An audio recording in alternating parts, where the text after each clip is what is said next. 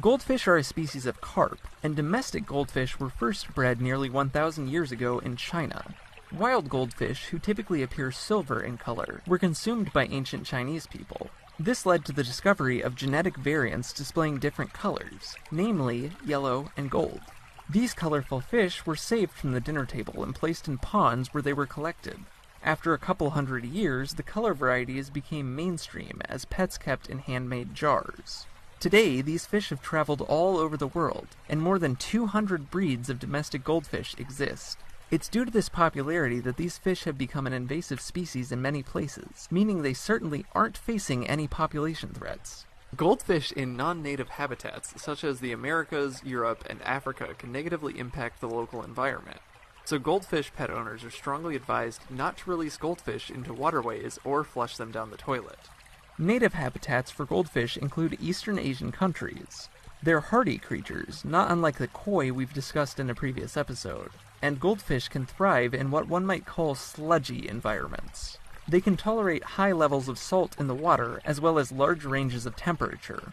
This robust nature likely lends to the goldfish's survival ability in non-native areas. So much for them being just dumb fish in tiny bowls.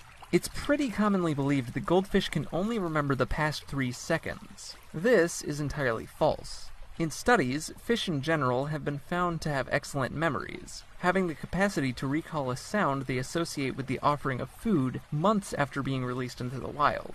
And goldfish have even shown that they have the ability to learn tricks. It also seems to be the case that people assume all goldfish are teeny, but wild varieties have been caught at sizes of nearly 20 inches. Plus, they might seem like a flash-in-the-pan kind of pet who won't last more than a few months, but really they average about 20-year lifespans, with some being reported as living longer than 40 years.